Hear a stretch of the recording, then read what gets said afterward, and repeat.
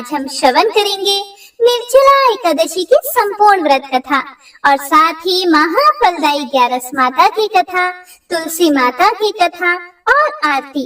इस व्रत को करने तथा कथा के श्रवण करने मात्र से मनुष्य को साल की सभी एकादशियों का पुण्य फल प्राप्त होता है और मनुष्यों के समस्त पाप कर्मों का नाश हो जाता है, सुख समृद्धि और मोक्ष की प्राप्ति होती है, ऐसा स्वयं भगवान श्री कृष्ण कहते हैं। तो आइए ऐसी पुण्यमयी एकादशी कथा का पूरे भक्ति भाव से रसपान करते हैं। जय श्री गणेश। पौराणिक कथा के अनुसार निर्जला एकादशी व्रत को सर्वप्रथम पांडव पुत्र भीम ने किया था। तो आइए अब सुनते हैं उस कथा को जिसे स्वयं भगवान विष्णु के अवतार महर्षि वेद व्यास जी ने सुनाया था। इसे श्रवण करने से सभी प्रकार की मनोकामनाएं पूर्ण होती हैं। द्वापर युग की बात है। पांडव पुत्र भीमसेन बहुत ही उदास नजर आ रहे थे, मानो कोई बात उन्हें अंदर ही अंदर कचोट रही थी। उनके मन में चल रही इसी उथल पुथल की उधेड़ बुन से वह बहुत ही दुखी हो रहे थे और कोई बात उनके मन में चुभ रही थी। वैसे तो वह अपने कार्यों में बहुत व्यस्त थे, लेकिन फिर भी उनका मन उनके काम में नहीं लग रहा था। अपनी एक गदा के प्रहार से ही सबको ध्वस्त करने वाले भीमसेन के मन में ऐसी बात थी जिसने उन्हें सोचने के लिए मजबूर कर दिया था। इसी प्रकार सोच विचार करते करते वे मुनि के आश्रम की ओर चल पड़े, जहाँ व्यास मुनि तपस्या कर रहे थे। वहां जाकर चुपचाप व्यास जी के चरणों में जाकर वे बैठ गए। व्यास जी ने उनके सिर पर हाथ रखकर पूछा कि हे पुत्र, तुम इतने उदास क्यों हो? 100 हाथियों का बल रखने वाले बलशाली के चेहरे पर यह उदासी भला क्यों है? क्या बात है, मुझे बताओ। व्यास जी के ऐसे प्रेम भरे वचन सुनकर उनके हृदय का बांध फूट पड़ा। गदगद हृदय से वे व्यास जी से बोले कि हे महामुनि, युद्ध में गदा के एक प्रहार से विजय प्राप्त कर लेना मेरे लिए कोई मुश्किल काम नहीं, वह मेरे लिए बहुत आसान है। लेकिन अपने मन पर विजय कैसे प्राप्त करूं? एक बात शत्रु बनकर मेरे हृदय को बार बार चीर रही है। उसी का समाधान ढूंढने के लिए मैं आपके पास आया हूँ। फिर व्यास जी बोले कि हे भीम, ऐसी क्या बात है जो तुम्हें परेशान कर रही है? फिर भीमसेन बोले, मैं जानता हूँ कि व्यक्ति चाहे कहीं भी रहता हो, उसे धर्म का आचरण जरूर करना चाहिए। आपने जो नीति शास्त्रों में धर्म का पालन करना बताया है, उससे ही व्यक्ति धर्म का आचरण करना सीखता है। मेरी माता ने भी मुझे यही सिखाया है। मेरे बड़े भाई तो धर्मराज कहलाते हैं, लेकिन उनके परिवार का होते हुए भी मैं धर्म के पालन से वंचित रहता हूँ। इस बात का मुझे बड़ा दुख है। फिर व्यास जी ने आश्चर्य भरे वचन में कहा कि मुझे तो नहीं लगता कि तुम धर्म का पालन नहीं कर रहे हो। भीम बोले, मेरे परिवार में मेरी माता कुंती, मेरे बड़े भैया युधिष्ठिर, अर्जुन, नकुल, सहदेव और यहाँ तक कि द्रौपदी भी 1 महीने की 2 एकादशियों का व्रत करती हैं। मेरे बड़े भ्राता युधिष्ठिर मुझसे भी एकादशी का पालन करना चाहते हैं और मैं भी जानता हूँ कि एकादशी का पालन करना वेदों का आदेश है। इससे मोक्ष और मुक्ति मिलती है तथा भगवान श्री विष्णु इससे बड़े प्रसन्न होते हैं। लेकिन हे गुरुदेव, मैं एकादशी का व्रत नहीं कर सकता क्योंकि मैं भूख नहीं सह सकता। मेरे पेट में वक्र नामक अग्नि हर समय जलती रहती है और उसे शांत करने के लिए मुझे भोजन करना ही पड़ता है। महीने की 2 तथा साल की 24 एकादशी का व्रत मैं तो करने की सोच भी नहीं सकता। हे प्रिय भक्तों, बच्चों की तरह भीम को देखकर व्यास जी हंस पड़े और बोले, तुम तो जानते ही हो, जो नर्क जाने वाला होता है वह भी यही एकादशी का व्रत रखता है तो उसे भी स्वर्ग की प्राप्ति होती है। इसीलिए ही एकादशी के दिन अन्न ग्रहण करना वर्जित है। यह सुनकर तो भीम बच्चे की तरह आंखों में आंसू ले आए। बोले, 1 महीने की 2, 1 वर्ष की 24 एकादशी करना मेरे लिए बड़ा मुश्किल है। मुझे तो भूख सहन ही नहीं होती। ऐसा कहकर व्यास जी के चरणों में भी गिर पड़े। वर्ष की 24 नहीं, एक एकादशी का उपाय करने का तो मैं प्रयास कर सकता हूँ। कृपा करके मुझे ऐसा कोई एक व्रत बतलाइए जिससे मुझे वर्ष की सभी एकादशियों का फल प्राप्त हो जाए। भीम की ऐसी चतुर बातें सुनकर मुनि हंसकर बोले कि हाँ भीम, ऐसा एक व्रत है जिसे वर्ष की सभी एकादशियों का फल प्राप्त हो जाएगा। ऐसा सुनकर भीम ने बड़ी उत्सुकता से मुनि से पूछा, हे महामुनि, वह कौन सा व्रत है? आप मुझे जल्दी से बताइए।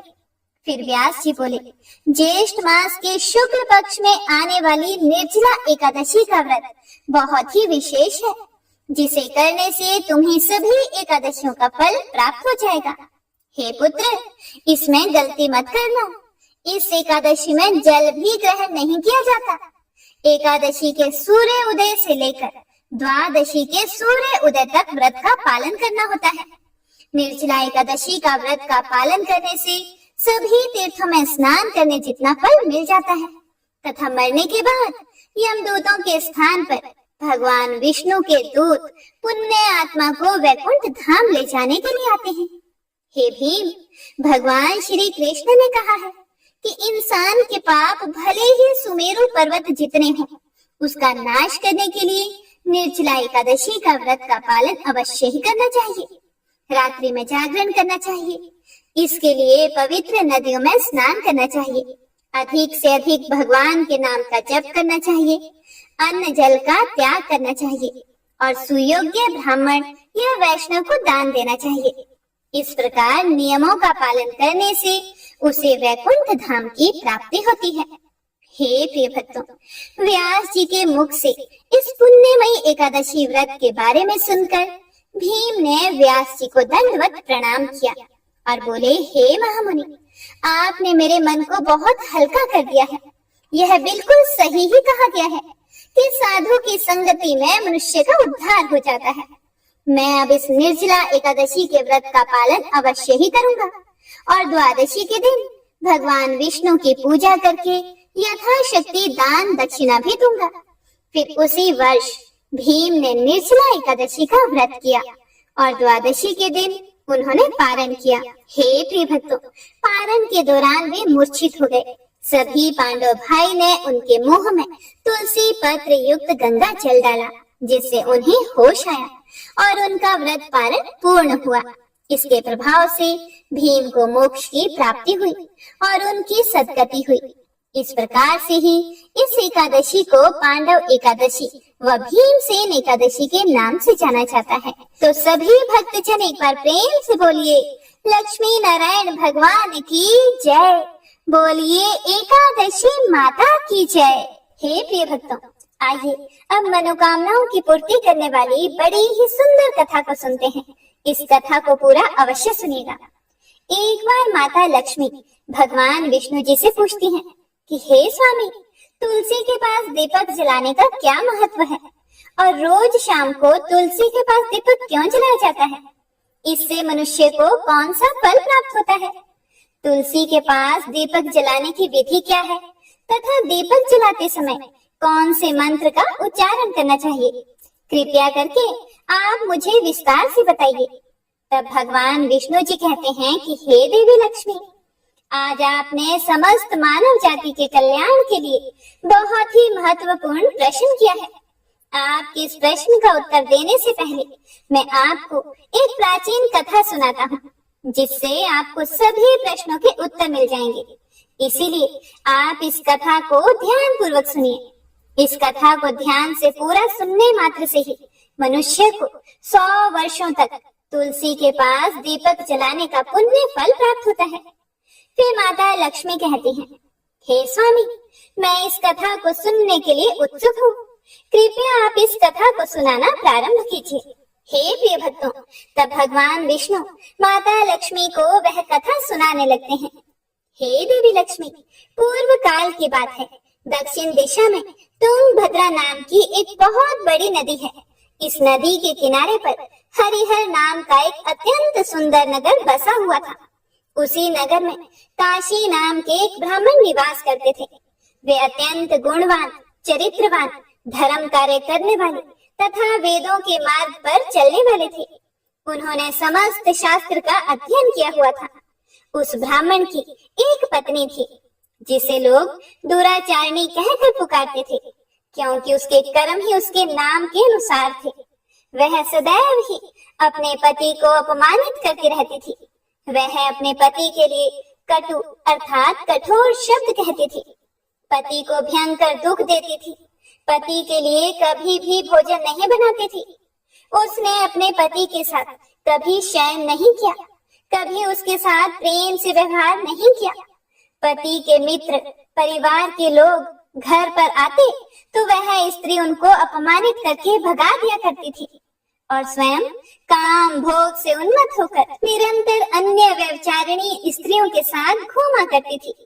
उसका मन पति को छोड़कर पराये पुरुषों में लगा रहता था। उसने कभी अपने पति से प्रेम से बात नहीं की, किंतु पराये पुरुषों के संग बैठकर बातें किया करती थी। पराये पुरुषों को मोहित करने के लिए सज धज कर गांव में घूमने जाया करती थी।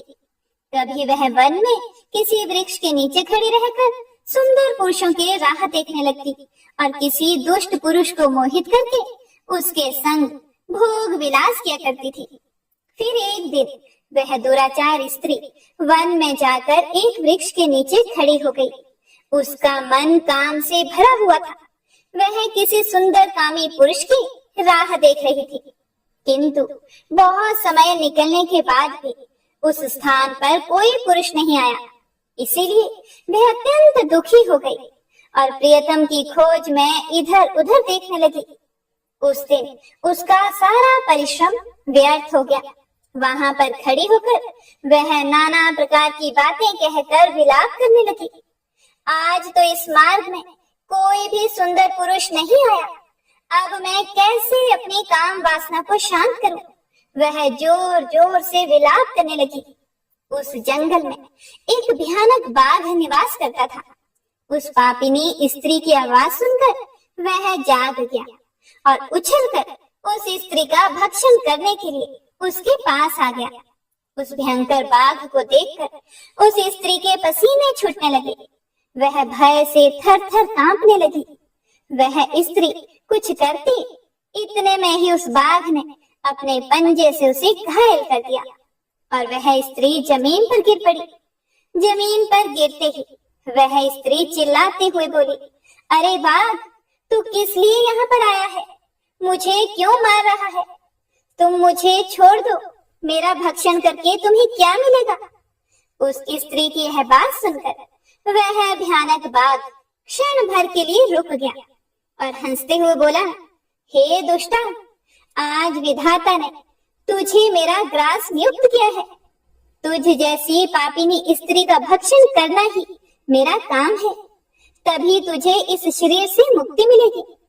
वह स्त्री कहने लगी, हे बाघ, तुम कौन हो? मुझे सच सच बताओ, तुम्हें किस कारण से बाघ की योनि में जन्म लेना पड़ा और तुम मुझ जैसी स्त्रियों का भक्षण क्यों करते हो? पहले मुझे सारी बात बताओ और फिर मेरा भक्षण करो। फिर बाघ कहने लगता है, हे पापिनी, मैं तुझे पूर्व जन्म का वृतांत सुनाता हूँ, किस कारण से मुझे बाघ बनना पड़ा। पूर्व काल में दक्षिण देश में एक नदी थी। उस नदी के तट पर एक नगरी बसी हुई थी। उस नगरी में मैं निवास करता था। मैं एक ब्राह्मण का पुत्र था और नदी के किनारे बैठकर यज्ञ आदि कार्य किया करता था। मैंने उस जन्म में अनेक पापियों के लिए यज्ञ किया, उन पापियों के घर का भोजन किया। मैंने धन के लोभ से अनेक पापियों के लिए कार्य किया। जिन वस्तुओं का दान ब्राह्मण को नहीं लेना चाहिए, उन वस्तुओं का दान भी मैंने ग्रहण किया और दूसरों से धन लेता था, लेकिन कभी वापस नहीं करता था। इस प्रकार से पाप करते हुए मुझे बहुत साल बीत गए और मैं वृद्ध हो गया। मेरे बाल सफेद हो गए, मुंह के सारे दांत गिर गए, लेकिन फिर भी मेरी दान लेने की आदत नहीं छूटी और मैं पाप करता चला गया। फिर एक दिन मैं धन के लोभ से नदी किनारे गया और अन्य धूर्त ब्राह्मणों के साथ मिलकर हमने लोगों को ठगा। झूठ मंत्र वचन बोलकर हमने बिना विधि विधान किए ही देवी देवताओं का पूजन किया और बहुत सारा धन दान में ले लिया। फिर उसी स्थान पर एक बीमार कुत्ते ने मेरे पैर में काट लिया और मैं मूर्छित होकर गिर पड़ा। उसी क्षण मेरे प्राण चले गए। फिर यम के दूत उस स्थान पर प्रकट हुए और मुझे पकड़कर यमपुरी ले गए। यहाँ पर यमराज ने चित्रगुप्त से मेरे कर्मों का लेखा जोखा निकालने के लिए कहा। फिर चित्रगुप्त कहने लगे, हे धर्मराज, इस ब्राह्मण ने घोर पाप किए हैं। इसने दूसरों से झूठ कहकर धन लूटा है। विधि विधान से पूजा ना करके झूठ मंत्र बोलकर भगवान का अपमान किया है। इसीलिए यह पापी ब्राह्मण केवल नर्क जाने के ही योग्य है। फिर यमराज ने अपने दूतों को आदेश दिया कि मुझे नर्क की अग्नि में डाल दिया जाए और कई वर्षों तक सजा भोगने के बाद मुझे बाघ का शरीर प्राप्त हुआ और मैं इस दुर्गम वन में निवास करने लगा। मैं अपने पूर्व जन्म के पापों को याद करके कभी महात्मा साधु पुरुष सती स्त्रियों का भक्षण नहीं करता हूँ। मैं केवल पापी दुराचारी तथा उल्टा स्त्रियों का ही भक्षण करता हूँ ताकि मुझे पाप से मुक्ति मिल जाए। फिर बाघ उस स्त्री से कहने लगा, हे पापिनी, तेरे आचरण से तू उल्टा दिखाई देती है। अपने पति को छोड़कर तू इस वन में अन्य पुरुषों के साथ भोग विलास करने के लिए आई है। इसीलिए आज तू मेरा ग्रास अवश्य बनेगी। इतना कहकर उस बाघ ने अपने तीक्ष्ण नाखून से उस पापी स्त्री के टुकड़े टुकड़े करके उसे खा लिया। फिर उस स्थान पर यम के दूत प्रकट हुए और उस पापिनी स्त्री को उठाकर यमपुरी ले गए। चित्रगुप्त ने उस स्त्री का लेखा जोखा निकाला और यमराज को बताया। यमराज ने उस स्त्री को घोर नरक में डाल दिया। कई वर्षों तक नरक की अग्नि में जलने के बाद उसने फिर पृथ्वी लोक पर एक चांडाल के घर में जन्म लिया और वह फिर से दुख भोगने लगी। इस दुख को सहन करते करते एक दिन वह तीर्थ में स्नान करने के उद्देश्य से अनंतपुरा में चली गई। वहां पर एक आश्रम के बाहर निवास करने लगी। वहां उस आश्रम में एक तुलसी का पौधा था।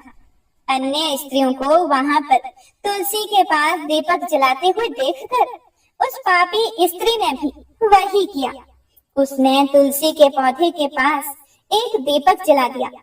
फिर उसी रात हृदय घात से उसकी मृत्यु हो गई और यमराज के दूत उसे ले जाने के लिए वहां पर प्रकट हुए।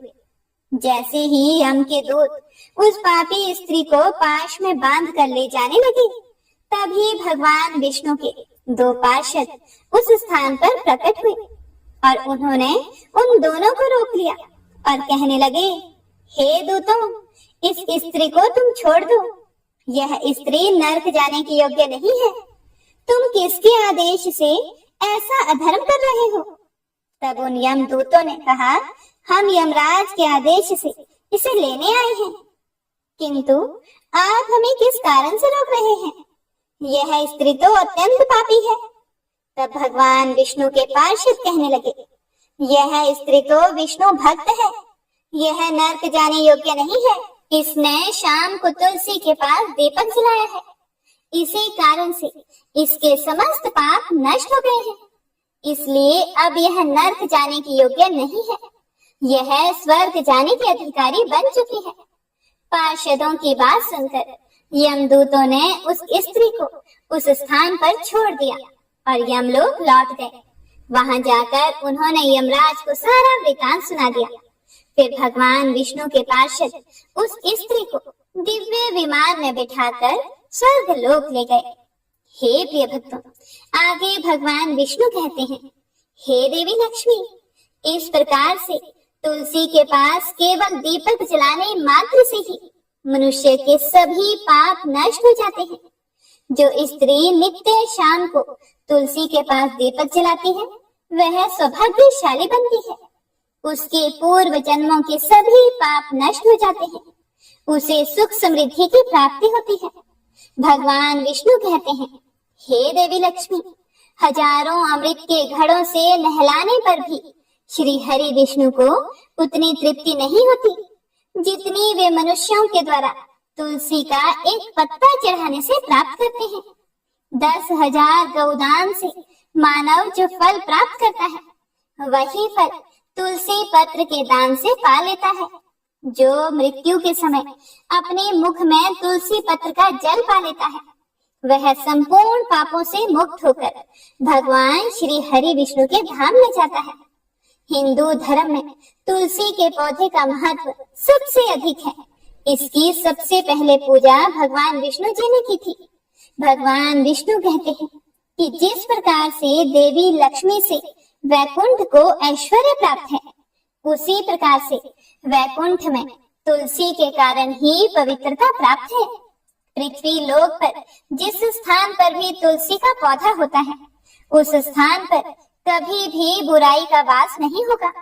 ऐसा स्थान सबसे अधिक पवित्र होगा। इसी कारण से हमें हमारे घर में तुलसी का पौधा अवश्य लगाना चाहिए। हे प्रिय भक्तों, तो इस प्रकार से भगवान विष्णु ने माता लक्ष्मी को तुलसी के पास दिया जलाने का महत्व बताया। तो प्रेम से बोलिए लक्ष्मी नारायण भगवान की जय। बोलिए श्री तुलसी शालिग्राम भगवान की जय। हे प्रिय भक्तों, तो आइए अब एकादशी माता और तुलसी माता की कथा को सुनते हैं। इन कथाओं को सुनने से ही एकादशी का व्रत पूर्ण माना जाता है और मनोकामनाओं की पूर्ति होती है। एक बार एक बूढ़ी माँ ने एकादशी का व्रत रखा। बड़े ही भक्ति भाव से पूजा अर्चना की। वे बहुत ही वृद्ध थी, फिर भी उन्हें वृद्धावस्था में क्या बाधा थी। वे तो अपने पुत्र पौत्रों की सुख सुविधा के लिए व्रत रखने लगी थी। वे दिन भर तो जरा कठोर मन करके अपनी प्यास को रोके रही। दिन में पूजा पाठ किया, कथा सुनी और पंडित जी को मिट्टी के पात्र में भरकर पानी और ऋतुफल दान में दिए। डोना भर भर के बूरा शक्कर वितरण किया। दिन में गर्मी बहुत थी, जिसकी वजह से उन्हें गर्मी के कारण बहुत बेचैनी हो रही थी। इसी कारण से बहुत देर तक बूढ़ी माई पानी में पड़ी रही और पानी की कुल्ला करती रही, मुंह धोती रही। तब कहीं थोड़ा बहुत धैर्य बन पाया। धूप तो तेज पड़ ही रही थी, इस कारण बार बार मुंह सूख रहा था। बूढ़ी माँ बहुत बेचैन हो रही थी। एक तो बुढ़ापा और दूसरा यह भयंकर गर्मी। वृद्धावस्था की स्थिति तो कुछ दूसरी ही प्रकार की होती है। जैसे तैसे रो धो के दिन तो कट गया। अब पहाड़ सी रात सामने थी। उसका कटना बड़ा ही कठिन दिखाई दे रहा था। खटिया पर पड़े शांति नहीं मिल रही थी। वे बार बार करवट बदल रही थी। अनेक बार वे बाहर जाती और भीतर आती। उन्हें घर के अंदर शांति नहीं थी। फिर वे पड़ी पड़ी एकादशी माता का स्मरण करती रही। वे कहती रही कि हे माता जी, आप मेरी लाज रखिएगा। आप ही मुझे शक्ति दीजिएगा, जिससे मैं भली भांति आपका व्रत पूरा कर सकूं और यह पहाड़ सी रात शांति पूर्वक व्यतीत हो सके। प्यास के कारण बूढ़ी माँ की बेचैनी तो बढ़ ही रही थी। उन्होंने धैर्य रखने का बहुत प्रयास किया, किंतु सहनशीलता की सीमा टूट गई और वे घबराकर एकदम चिल्ला पड़ी। बोली कि बचाओ बचाओ। अम्मा का चिल्लाना सुनकर परिवार भर के नर नारी बच्चे और पड़ोसी एकत्रित होकर बूढ़ी अम्मा की खटिया के समीप आ पहुंचे। सबने पूछा कि अम्मा जी, आपको क्या हुआ? आप क्यों चिल्ला रही हैं? आप इस वृद्धावस्था में यह कठिन व्रत क्यों कर रही हैं? अम्मा जी, शक्ति से ही भक्ति होती है। थोड़ी ही देर में वे फिर से बोली कि अरे, हमारे तो प्राण ही निकले जा रहे हैं। मेरी छाती पर ठंडे पानी का घड़ा रख दीजिए। नातियों ने दादी की छाती पर ठंडे पानी का पात्र रख दिया। तब कहीं उन्हें थोड़ा सा आराम मिला और थोड़ी देर के लिए उन्होंने अपनी आंखें बंद कर ली।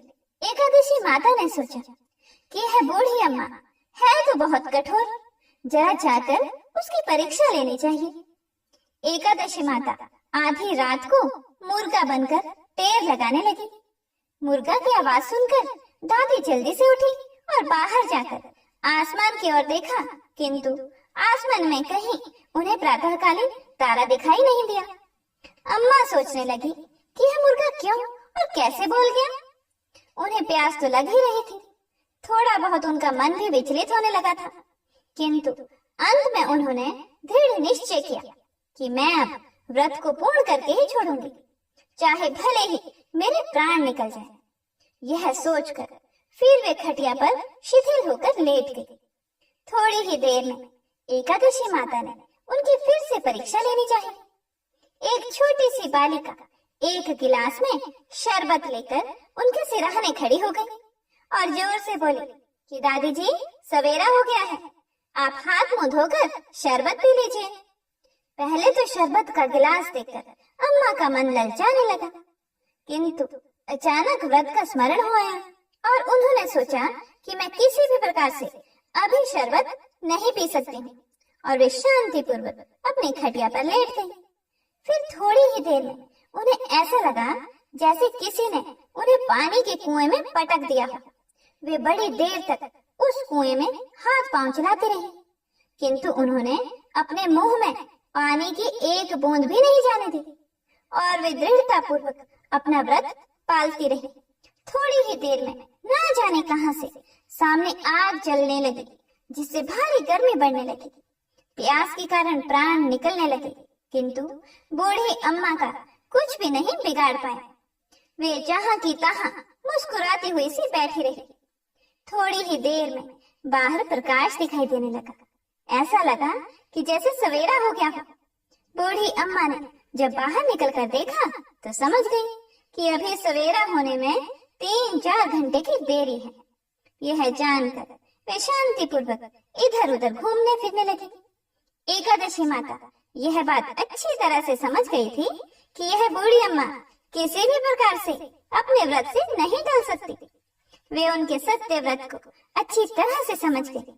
सवेरा होते ही बूढ़ी माता ने स्नान किया, भगवान का पूजन पाठ किया, एकादशी माता की कथा सुनी, ब्राह्मणों को दक्षिणा देकर भोजन कराया। तब कहीं उन्होंने जल ग्रहण किया। कन्याओं को भोजन कराने के बाद अम्मा ने स्वयं भोजन किया। उस श्रेष्ठ व्रत के प्रताप से बूढ़ी अम्मा की आयु में वृद्धि हो गई। उनका घर परिवार हरा भरा हो गया। घर में अब उनके कोई अभाव नहीं रहा। वे हर तरह के सुख साधनों से संपन्न हो गई। नाती नातिनों से उनका घर भर गया और वे उसी दिन से 12 महीने की एकादशी का व्रत करने लगी। एकादशी माता के व्रत के प्रताप से इस संसार में हर प्रकार की सुख भोगकर अंत में वैकुंठ धाम को चली गई। जैसे एकादशी माता ने बूढ़ी माता और उनके परिवार को हरा भरा किया, ऐसे ही एकादशी माता हम सभी की मनोकामनाओं को पूर्ण करे। बोलिए एकादशी माता की जय। बोलिए श्री तुलसी शालिग्राम जी की जय। हे प्रिय भक्तों, अब आइए सुनते हैं भगवान श्री गणेश की कथा। उसके बाद तुलसी माता की कथा को सुनेंगे। एक बार की बात है, भगवान भोलेनाथ और माता पार्वती दोनों कार्तिकेय जी और गणेश जी के विवाह की चर्चा कर रहे थे। तभी वहां पर गणपति जी आ गए और माता पिता को प्रणाम करके खड़े हो गए। तब माता कहती हैं कि आओ पुत्र, हम तुम्हारी बात कर रहे थे। तब गणेश जी बोले कि वो क्या बात है माता? माता बोली, हम तुम्हारे विवाह की बात कर रहे हैं। तब गणेश जी ने कहा कि हे माँ, हे पिताजी, मैं विवाह नहीं करूंगा, इसीलिए आप मेरे लिए परेशान ना हो। हे पिताश्री, मैं इस विवाह के बंधन में नहीं बनना चाहता। यह कहकर गणेश जी तप के लिए एक जंगल में चले जाते हैं और तप करने लगते हैं। तभी वहां पर एक राजकुमारी आती है और गणपति जी का एक अजीब सा रूप देखकर उन पर मोहित हो जाती है और उनकी तपस्या भंग करने लगती है। जब गणेश जी की तपस्या भंग हो जाती है, तब भगवान श्री गणेश उस स्त्री से कहते हैं, हे देवी, तुम कौन हो और मेरी तपस्या क्यों भंग कर रही हो? फिर उस देवी ने कहा कि हे प्रभु, मैं तुलसी हूँ और वर की तलाश में निकली हूँ, इसीलिए आप मुझे अपने लिए योग्य वर लगी, इसीलिए मैं आपकी तपस्या भंग कर रही थी। तब गणेश जी बोले कि हे देवी, मैं तुमसे विवाह नहीं कर सकता, क्योंकि मैंने विवाह ना करने की ठानी है और मैं अपने माता पिता की सेवा करना चाहता हूँ। बस मैं विवाह के चक्कर में नहीं पड़ना चाहता, इसीलिए आप अपने लिए कोई और वर देख लीजिए। फिर राजकुमारी तुलसी को क्रोध आ जाता है और वह गणेश जी को श्राप देती है और कहती है कि तुमने मेरा अपमान किया है, इसीलिए आगे जाकर तुम 2 स्त्रियों के पति बनोगे। और भी ज्यादा अपमानित शब्द कहने लगी। तब गणेश जी को क्रोध आ जाता है और गणेश जी बोले, मैं विघ्नहर्ता गणेश तुम्हें श्राप देता हूँ कि तुम कल की युग में एक वृक्ष का रूप लोगी और असुर से तुम्हारा विवाह होगा। यह श्राप सुनते ही वह गणेश जी से माफी मांगती है और रोने लगती है।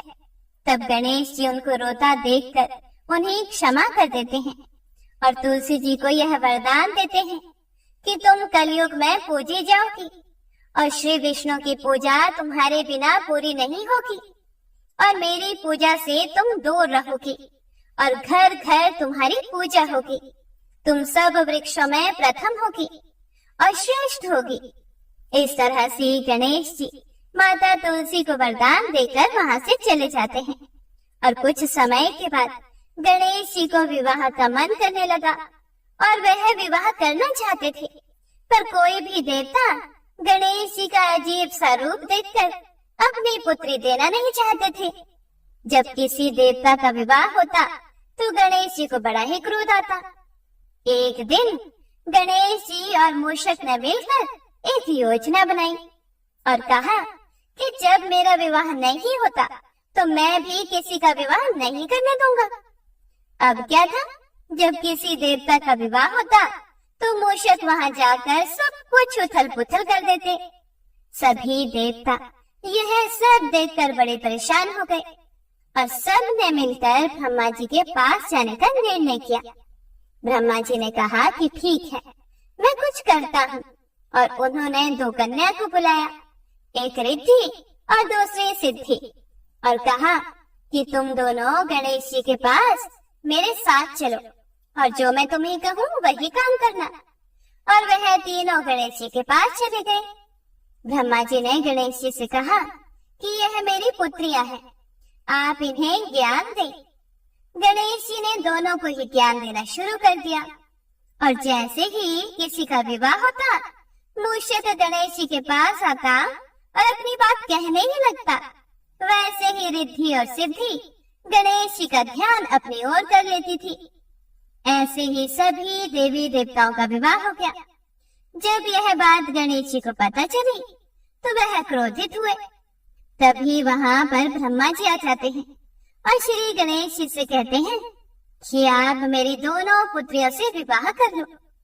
यह बात सुनकर गणेश जी खुश हो जाते हैं और बड़े ही धूमधाम से श्री गणेश जी का विवाह रिद्धि और सिद्धि के साथ हो जाता है। और कुछ समय गुजर जाने के बाद रिद्धि और सिद्धि के 2 पुत्र होते हैं। रिद्धि का पुत्र शुभ और सिद्धि का पुत्र लाभ, और एक कन्या होती है जिसका नाम संतोषी होता है। हे प्रिय भक्तों, इस प्रकार से गणेश जी का विवाह संपन्न होता है। तो प्रेम से बोलिए जय श्री गणेश। हे गणेश देवता, सबकी मनोकामनाएं पूर्ण करना। हे विघ्नहर्ता, आप सबके काज को पूर्ण करना। ओम नमः शिवाय। जय श्री गणेश। हे प्रिय भक्तों, अब आइए सुनते हैं तुलसी माता के जन्म की कथा। एक बार भगवान शिव के नेत्र से तेज रूपी भयानक ज्वाला निकली, जिसे सृष्टि की रक्षा के लिए भगवान शिव ने समुद्र में डाल दिया। भगवान शिव से निकले उस महान तेज से एक बालक का जन्म हुआ, जो बहुत ही तेजस्वी और शक्तिशाली था। जल में जन्म होने के कारण उसका नाम जलंधर पड़ा। कालांतर में जलंधर असुरों का राजा बना। जलंधर का विवाह दैत्यराज कालेमी की पुत्री वृंदा के साथ हुआ। वृंदा परम ईश्वर भक्त और पतिव्रता स्त्री थी।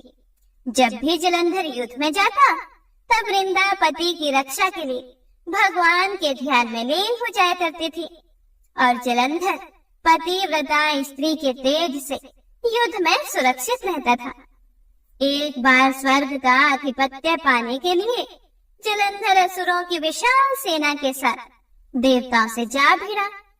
जलंधर के नेतृत्व में असुरों ने देवताओं को पराजित कर दिया। स्वर्ग पर असुरों का राज हो गया। देवतागण भागे भागे देव गुरु बृहस्पति जी के पास पहुंचे। बृहस्पति जी के कहने पर देवतागण भगवान विष्णु जी की शरण में पहुंचे। देवता की प्रार्थना सुनकर भगवान विष्णु उनकी सहायता के लिए जलंधर से युद्ध करने के लिए गए, पर भगवान विष्णु शिव के तेज से उत्पन्न जलंधर को पराजित नहीं कर सके और उसे वर मांगने को कहा। फिर जलंधर ने बड़ी ही चालाकी से भगवान विष्णु को लक्ष्मी सहित अपने महल में रहने का आग्रह किया, जिसे भगवान विष्णु मना भी नहीं कर सके। इस तरह से जलंधर ने भगवान श्री हरि विष्णु से भी अभय प्राप्त कर लिया। इसके बाद हार कर देवतागण देव गुरु बृहस्पति के साथ भगवान शिव की शरण में गए। देवताओं की सहायता करने के लिए भगवान शिव जलंधर से युद्ध करने के लिए गए और भगवान शिव भी उसे पराजित नहीं कर सके, क्योंकि वृंदा का सतीत्व तेज उसकी रक्षा में था। भगवान विष्णु शिव जी के पास पहुंचे और कहा कि हे देव, जो आप अपने तेज से उत्पन्न जलंधर को पराजित नहीं कर पा रहे हैं, उसका कारण जलंधर की पतिव्रता स्त्री वृंदा के सतीत्व की शक्ति है। आप जलंधर से युद्ध करें और मैं वृंदा का ध्यान भटकाने का प्रयत्न करूंगा, क्योंकि जलंधर का वध सृष्टि के कल्याण के लिए आवश्यक है। यह कहकर भगवान श्री हरि विष्णु जलंधर का रूप धर के उनके महल में पहुंचे तथा तब वृंदा अपना पति आए समझकर तप छोड़कर उनकी सेवा सत्कार में लग गई। इधर युद्ध में भगवान शिव ने जलंधर का वध कर दिया। जलंधर का वध होते ही दूत वृंदा को खबर देने पहुंचे। तब वृंदा को समझ में आ गया कि उसके साथ छल हुआ है।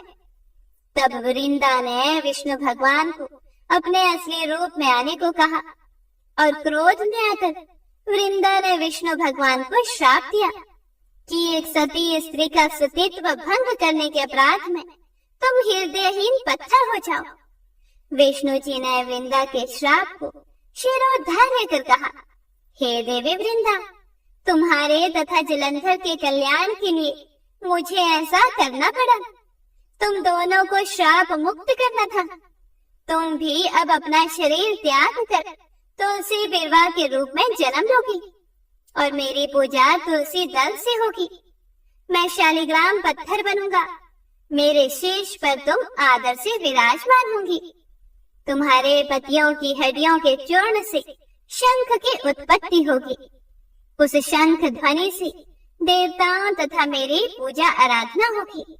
जहाँ शंख ध्वनि होगी वहाँ मंगल में मैं विराजमान रहूंगा। तुमने पूर्व जन्म में बद्री वन में मुझे पाने के लिए बड़ी तपस्या की थी। अब अगले जन्म में मैं नारायण प्रस्तर के रूप में बद्रीनाथ वन में स्थापित होऊंगा और मेरी पूजा अर्चना फल फूल से न होकर तुम्हारी तुलसी दल से होगी। मेरे शीश पर विराजमान होकर तुम मुझसे भी ऊंचा पद प्राप्त करोगे। हे प्रिय भक्तों, इसके बाद वृंदा योगाग्नि में भस्म हो गई। तब उसी भस्म से एक पौधा उत्पन्न हुआ जिसे तुलसी कहा गया। भगवान विष्णु के उसी पत्थर रूप की मतलब की शालिग्राम से तुलसी विवाह की परंपरा शुरू हुई। इस प्रकार से भगवान विष्णु ने तुलसी का उद्धार किया। तो प्रेम से बोलिए लक्ष्मी नारायण भगवान की जय। बोलिए श्री तुलसी शालिग्राम की जय। हरे कृष्णा। आइए अब सुनते हैं एकादशी माता की आरती। ओम जय एकादशी जय एकादशी माता। विष्णु पूजा व्रत को धारण कर शक्ति मुक्ति पाता। तेरे नाम गिनाऊं देवी भक्ति प्रदान करनी। गण गौरव की देनी माता शास्त्रों में वरनी। ओम जय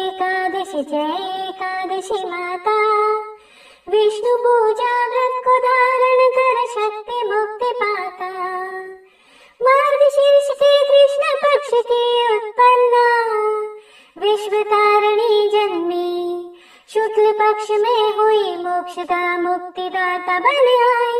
ओम जय एकादशी माता। विष्णु पूजा व्रत को धारण कर शक्ति मुक्ति पाता। पौष के कृष्ण पक्ष की सफला नामक है। शुक्ल पक्ष में होए पुत्र दानंद अधिक रहे। ओम जय एकादशी माता। विष्णु पूजा व्रत को धारण कर शक्ति मुक्ति पाता। नाम शततीला माघ मास में कृष्ण पक्ष आवे। शुक्ल पक्ष में जया कहावे विजय सदा पावे। ओम जय एकादशी माता। विष्णु पूजा व्रत को धारण कर शक्ति मुक्ति पाता। विजय फाल्गुन कृष्ण पक्ष में शुक्लामल की। पाप मोचनी कृष्ण पक्ष में चैत्र महाबल की। ओम जय एकादशी माता।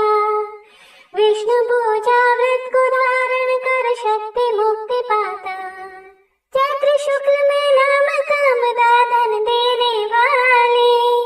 नाम बरूथिनी कृष्ण पक्ष में वैशाख माहवाली। ओम जय एकादशी माता।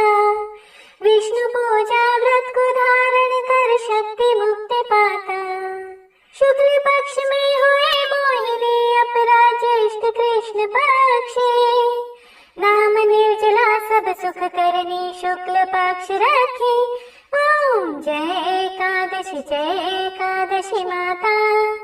विष्णु पूजा व्रत को धारण कर शक्ति मुक्ति पाता। योगिनी नाम आषाढ़ माह में जानो कृष्ण पक्ष करनी। देवशयनी नाम कहायो शुक्ल पक्ष धरनी। ओम जय एकादशी माता। विष्णु पूजा व्रत को धारण कर शक्ति मुक्ति पाता। कामिक श्रवण मास में आवे कृष्ण पक्ष कहिए। श्रवण शुक्ला होए पवित्र आनंद से रहिए। ओम जय एकादशी माता। विष्णु पूजा व्रत को धारण कर शक्ति मुक्ति पाता। अजा भाद्रपद कृष्ण पक्ष की परिवर्तनी शुक्ला। इंद्राश्विन कृष्ण पक्ष में व्रत से भव सागर निकला। ओम जय एकादशी माता। विष्णु पूजा व्रत को धारण कर शक्ति मुक्ति पाता। पापांकुशा है शुक्ल पक्ष में आप हरणहारी। रमा मास कार्तिक में आवे सुखदायक भारी। ओम जय एकादशी माता। विष्णु पूजा व्रत को धारण कर शक्ति मुक्ति पाता। देवोत्थानी शुक्ल पक्ष के दुख नाशक मैया। पावन मास में करो विनती पार करो नैया। ओम जय एकादशी माता। विष्णु पूजा व्रत को धारण कर शक्ति मुक्ति पाता। परमा कृष्ण पक्ष में होती जन मंगल करनी। शुक्ल पास में होए पद्मिनी दुख दारिद्र हरनी। ओम जय एकादशी माता। विष्णु पूजा व्रत को धारण कर शक्ति मुक्ति पाता। जो कोई आरती एकादशी की भक्ति सहित गावे। जन गुरुदिता स्वर्ग का वासा निश्चय ही पावे। ओम जय एकादशी माता। विष्णु पूजा व्रत को धारण कर शक्ति मुक्ति पाता। शक्ति मुक्ति पाता। शक्ति मुक्ति पाता। प्रेम से बोलिए एकादशी माता की जय।